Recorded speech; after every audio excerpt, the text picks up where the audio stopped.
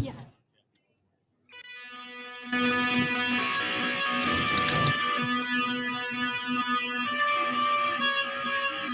Officers respond to the shooting, 14300 East Alameda Avenue.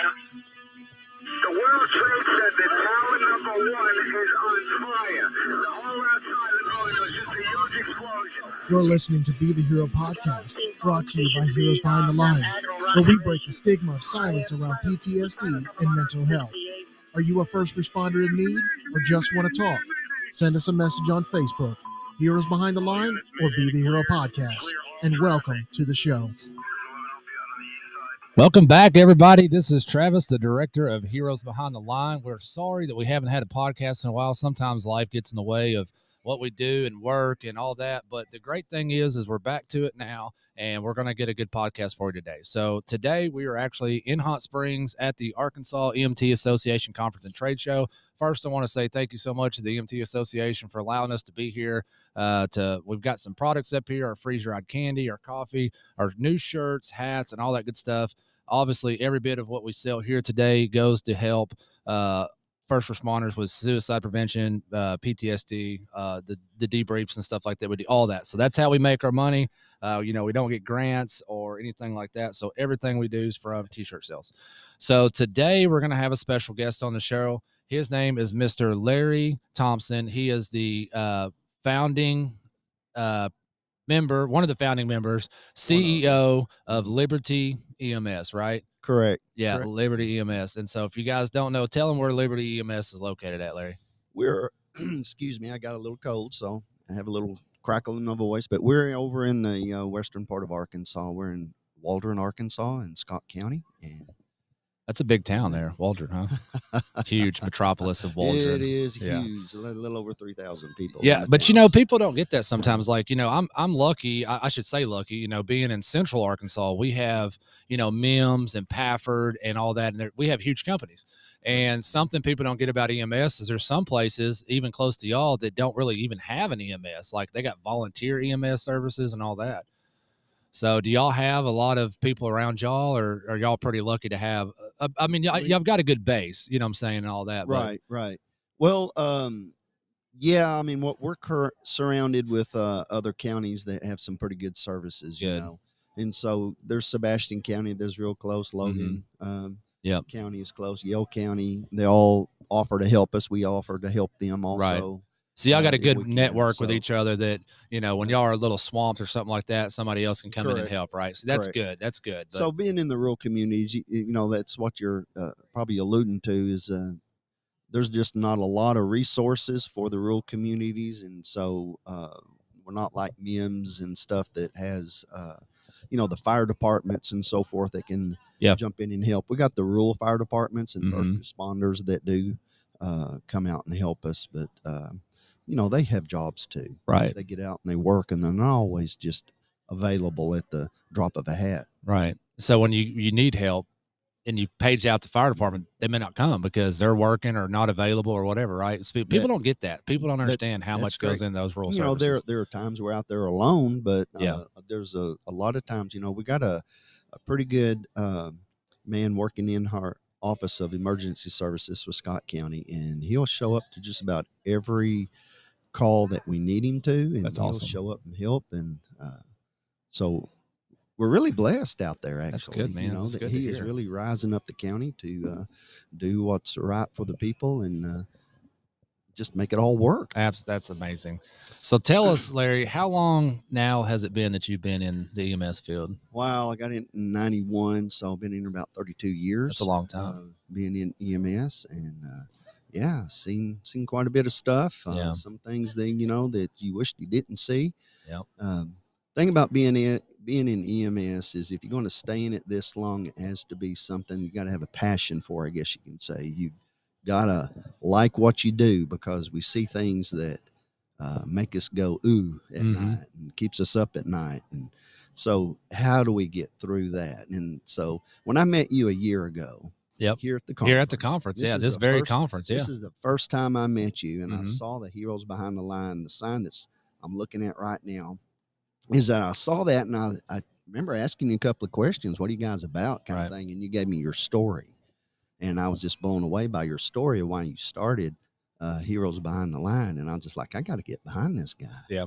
This is an important thing to do. And so I think I remember going back, telling my wife about it, and then telling my office manager, Carolyn, about it. And I said, man, we got to get them online. Let's see if we can put them on our website, a link to our website. And I got a hold of you. You said that was fine. We got you on our website. And so getting awareness out there that, man, there's help that we've never had before.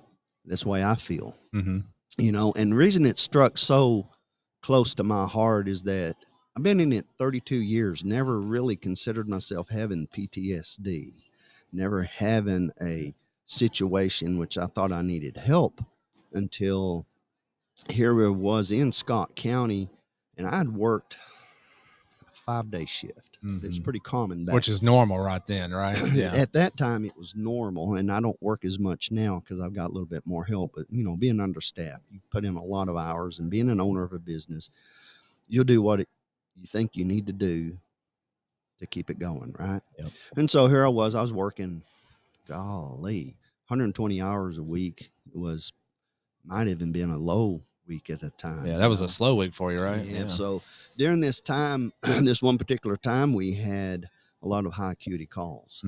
I had a 16-year-old with suicide. We've had some older people, heart attacks, and some deaths and so forth. So it was a lot of high acuity stuff that I thought that I was handling pretty well, until my last shift. When I went home, there was a SIDS death. That SIDS death was the one that affected me the most and just kind of pushed me over the edge. I had, it was right there at the end of my shift. We got there at the scene when they called us. We kind of knew what it was when they called us. Just putting it together. There's a child not breathing early in the morning. Parents found them. Okay, so we went, scooped up the child, went to the hospital, worked the child for a while, and of course it was not a very good outcome. Was not a good outcome. So here I am still thinking that I'm going to do okay through this, right? So, and it was really bothering me. It really was. And, you know, and even today when I really think about it deeply, I can still feel those emotions. I'm a kind of an emotional guy anyway. Right. I feel if you hurt, I might hurt with you. Sure. You know what I'm saying? So I understand that about myself. And so me understanding myself, I think it helps me to get past it in a way, because I knew I couldn't linger there. Right. You know? So the death of that child, I drove home that day, and it was really bothering me. I got home and I told my wife about it. I knew that I couldn't keep this one in. In the past, I kept it in. Yeah. I didn't tell anybody. I'm macho man. I got Randy Savage inside me. Oh, yeah. Yeah, right. You know, I'm slap a Slim Jim on right. that kind of thing, you know. And and I hate crying. I hate showing my emotions in that respect of crying. I can show other emotions, but the crying part was, you know, that is something that you don't do as a man. Yeah. And I don't know where I learned that at. It's in me, you right. know, don't like it. I still don't like crying to this day, but I know I have to do it sometimes. And so I went home. I wouldn't do it. I talked to my wife a little bit. And I don't tell her everything because I shield her. Right.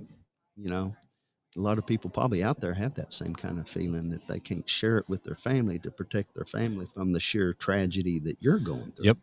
100%. So here I was going through the tragedy of myself, and my wife says, hey, let's go to church. And this was on a Sunday morning. Right.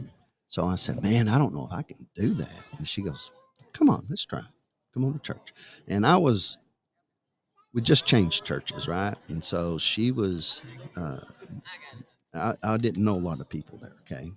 Put that in respect. So we go to church.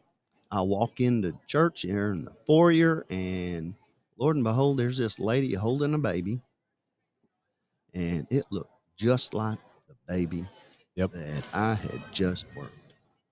Oh my goodness. I mean, it was like the spitting image. That's all I saw. Right. And they were happy. Now, I just left that hospital, and that family that we just left the hospital with was thanking me. They were in sheer morning, the tragedy of them, seeing the grief on their face really affected me, right? Because I just think, man, how do you do that as a parent? Mm-hmm. Lose your child like that? And my goodness, the pendulum swing from tragedy to joy was too much for me. Yeah. So we went on into the church. They were playing music, really happy music, beautiful moment, but it was too much of a swing Mm-hmm. of tragedy to sheer joy. And we got in the church, lights were dark. Thank goodness they keep the lights down, because I could hide my emotions, I guess you could say. Yeah. You know, so people couldn't see me. And my wife, she just held my hand, and as they were singing, I happened to look down the aisle, and there's that woman again holding that baby, and they were kind of dancing. It was a beautiful moment, you know. But that pendulum swing again just got me, and I was like, man, I don't know if I can do this. I can't do this. I knew I was in trouble. I knew I was in trouble emotionally with this and how to get through it.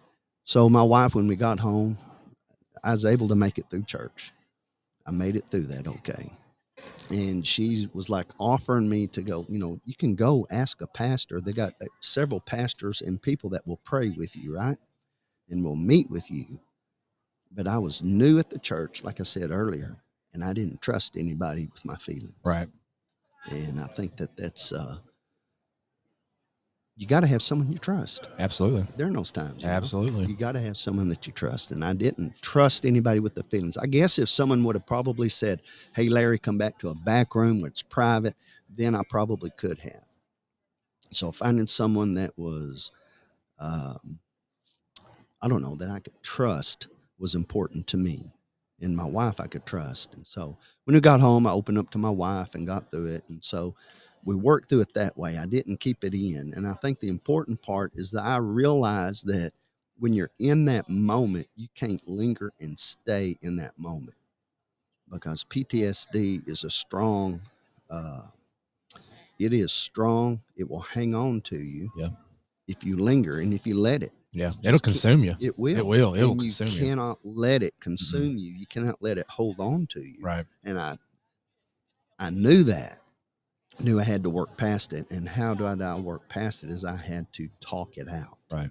And that's not me to talk it out, but I did. Mm-hmm. I did with my wife. I did with a couple of friends in some minor ways, you know, to talk it out. And like I said, I hate crying. Right. I don't like doing that. So when I got in my truck to drive to work is when I let my emotions out by myself.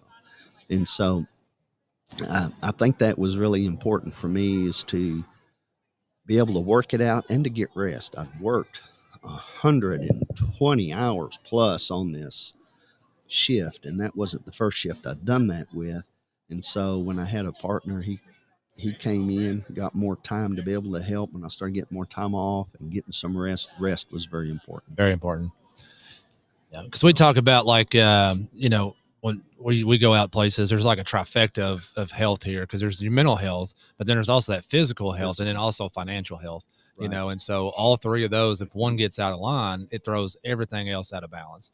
And if you're not sleeping, which, you know, we don't, you know, we're out here running these calls, you're working 5 days in a row, you're not getting the rest you need to let your body slow down and get your brain to kind of realign itself, you know, and that's the biggest thing.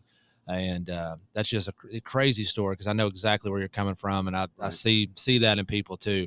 So, you know, you talked it out, you feel better now, right? I do. Now, I still have moments. Sure. You know, and I think we all do, that have these horrific moments in our life, that it tries to come back on us. And, you know, the thing about PTSD, it's a liar. Yes. I call it a liar, because when you get in those moments that you're feeling despondent, angry over the situations, PTSD would tell you that nobody cares. Right. Nobody cares about how you're feeling. You can't open up to your coworkers. They laugh at you. We use our dark humor. We do these things kind of helping each other out, but not helping each other out. You know what I'm saying? Because we're not really connecting with each other, but we're so we don't really trust each other, because especially me, like I'm telling you about my Randy Savage macho man inside me. I'm not going to let my emotions out. And I know that's wrong. I know it's wrong now. So it's not anything against my manhood or against anything. It's not belittling me to let my emotions out, because we all got emotions. Yep. And they're there for a reason. And it's an outlet. You know, if my doctor told my wife years ago, she had a miscarriage, and he told her, he goes, you need to grieve for that miscarriage, because if you don't, it's going to come out later. Mm-hmm. It's going to come out in a more horrific way later if you hold it in, because it's like a volcano. Right. If you keep it suppressed for so long, it's going to come out. And I think that's what was happening to me, is that I had kept some things suppressed, thinking I can handle the situation. I was good with the situation. I am seasoned medic. And the volcano was getting pressurized until it just about blew. And luckily enough, I think I recognized that, and I was able to get help and talk to some people. You know, I was able to talk to my daughter. She's a nurse over she's in another state. She's over in Tennessee right now. But I called her up and I said, hey, look what I experienced today, kind of thing. And she's like, oh, Dad, I'm so sorry. So knowing somebody cares did help. Right. They didn't have to tell me. They didn't have to give me any kind of, how do I say this, psychobabble or something. Right. They didn't have to give me reasons how, or give me situations that you need to do this. You need to do this to get over it. They didn't do any of that. They just told me that they cared. Right. And that's what meant a lot to me. Right. Was that somebody that cared.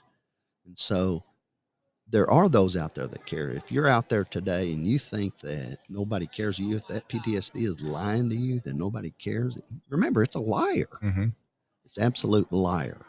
And so if they don't believe it, just call Heroes Behind the Lines. You guys care, because that's why you started. When I heard your story, 100% why we started. Goodness, my goodness, I was blown away by that. Yeah, 100% why we started. And the thing about it is you're talking about, you know, being that big macho man, right? And I know my great grandfather was a man, you know, and my grandfather, man, dad's man, and like we don't talk about feelings and stuff like that. But you know, I also start thinking about, what do we have in the world today that they didn't have? We got cell phones and computers and Facebook and social media, and the kids have got all these pressure. And I don't want to make excuses for anybody, but it's a lot different now. It is. And the stresses are way different, and how people handle it are way different. And whether it's chemically imbalanced or medically induced or prescription, whatever, there's stuff that's just going on with people that we didn't always have the same problems with years and years ago. Right. But being able to get it out, talk to folks, you know, like you said, letting people know that we care, that's a lot of it. And everybody thinks, oh, I don't want to have to go sit on the proverbial couch, you know, and talk about my feelings and all that. It's not even that. Like and you talking right now, this is like a peer support, man. It really like is. Hearing your story is, you know, like, man, like I have similar stories. I can relate to what you just said, and seeing that you got over it, I know I can get over it. And that's what we want to do. And so, you know, especially for, you know, we talked about MIMS and Pafford, you know, being huge services, and they've got a lot of good, you know, programs set up. What if you don't have a program? Right. You know, I mean, I know Liberty's, you know, doing what they can to help all their employees, and that's amazing. But what if you're a smaller agency that don't really have anything? Call us. We'll come out. We'll help any way that we can, you know, and that's from the hero side and even my professional law enforcement side. You know, we love to help out, and we have resources that are available. It doesn't cost you anything. And that's the biggest thing. I mean, selling hats and t-shirts and stuff today, and what money we make will fund a lot of that, you know. And so if you're out there listening and you feel like you have some issues, you need to talk about it, come on the show. You know, we'll do just like we're doing now. We can talk through it and let people hear your story if that helps out. And that's the biggest thing we want people to know. And we don't want people to feel like they're not wanted. We don't want people to feel like there's no help and then make, you know, that permanent solution for a temporary problem. Correct. That's the biggest deal. Yeah. So well, just think, even if you don't have the problem, you probably know somebody that absolutely does. Yeah. And you know, if you really want to help somebody out and you're not the one that can be there to talk to them, and you know that Heroes Behind the Lines is, you guys need money. I know you do. It's not free necessarily, because somebody gives up their time Right. and their efforts Yeah. to do what they do to help out these first responders, these EMTs, paramedics, these firefighters, Mm-hmm. police officers. You help them all, and you don't ask anything from them, but you still need resources. Right. So even if you're not the person, if you're listening to me today and you don't have the problem, you know somebody that probably does, you can give a little bit to this organization. Send you $1, $5, $10. What is that? It's Mm-hmm. nothing, but you're going to help somebody in the end to maybe prevent them from having suicide, maybe help them get cured from PTSD or Yep. trauma. You know, going through these things is trauma. It's no less trauma, even a mental trauma is just as traumatic as physical trauma. Mm-hmm. Because watching the death, if we think that we're an EMS, fire, police, and we see horrific things out there, and to think that you're never affected is a lie. Yeah. It is. Yep. And some of us, like me, the feely kind of person like I am, I can go to a rodeo, but I hate watching it because I don't want to watch someone get hurt. Mm-hmm. I'm good after they're hurt. I can get out there and, you know, the bone's sticking out, whatever, that's good. I don't want to watch it happen because to me, I feel it too, Right. you know. And so some of us are like that. And so, I lost my train of thought. That's okay. But yeah, let's just pull together somehow and support you in what you do to help support us. I don't know of another organization out there, to be honest with you. Well, that's why we started, really. Yeah. That does what you do Yeah. to help us, and you really don't ask anything from us Nope. other than I want to help you. That's it. What other organization can you find out there that says, I care about you, what you go through, and ask nothing from you other than to get better? That's it. That's all we want, man. It's hard. And I tell you, you know, there's days that we get up and we're like, man, you know, the bank account's looking a little bare. You know, what are we going to do if 20 people called right now and said they needed help? You know, what do we do? You know, and we keep pushing, we keep finding ways. We put all the blood, sweat, and tears that I can put into this because, you know, my story was I was in the military and had PTSD too. And, you know, the VA helps out, but what if you're not in the military? You know, you don't get that free help. And we said, we don't want people to have to choose between paying bills or getting food for their kids or anything like that, but not getting any kind of mental health help. And so that's why we don't charge anything. We don't want to charge anybody. But like you said, if you can buy a t-shirt for $20, buy a t-shirt for $20 because that goes such a long way here. And that's all we're asking for. But, you know, man, Larry, we appreciate you so much. Well, thank you for having me. If you could go back to 1991, right, when you first started, knowing what you know now, what, if anything, is there anything that you would tell yourself at that point to say, hey, this is what you need to focus on in this job to be okay? You know, what, if I anything? don't know if there's anything I would change necessarily. I would change some things more recent than I would anything changed in the farther back. Right. Because to tell myself that it's okay to feel, it's okay to have feelings of, I don't know, the tragic events that you face in life, whether it's you're there to help somebody out that had a horrific crash, there's someone who lost their child, it's okay to grieve with them. It's okay. Yep. I agree. Well, guys, this is Travis, the director of Heroes Behind the Line here at the Arkansas EMT Association conference. Larry, thank you so much for coming on. Thank you for having me. Larry's the CEO of Liberty EMS, and you guys, they got a Facebook, they've got the website and stuff like that. Go check them out. And if nothing else, you can follow our stuff. We like to share their stuff. They like to share ours. And it was pretty funny because I was just thinking about it. Like one of the managers, the ladies up in the office was calling and asking different stuff and, you know, asking about writing some books and stuff like that. So I'm ready to see that come out if she's still working on it or not. So I'm ready to see this book that she's going to write out about law enforcement and stuff. And I know we as the military, you know, we talk smack about other departments and stuff like that and other military branches and EMS and fire and and law enforcement ain't any different. But it's all in good humor. It And is. so but I'm ready to see an EMS personnel write a book about law enforcement. I can't wait to read it. So when she gets done with it, but hey guys, we'll get out of here. We thank y'all for coming on, and we'll have another podcast here in a few weeks coming out. And you guys just remember, if you need us, call us, Facebook, Instagram, any of the social media sites, our website. And you guys just have a great day, and always remember to be the hero.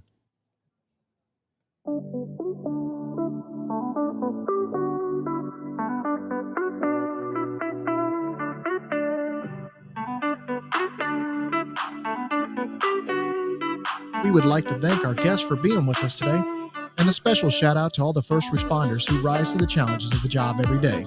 You are our heroes. Please like, follow, and subscribe to our Facebook pages, Heroes Behind the Line and Be the Hero Podcast.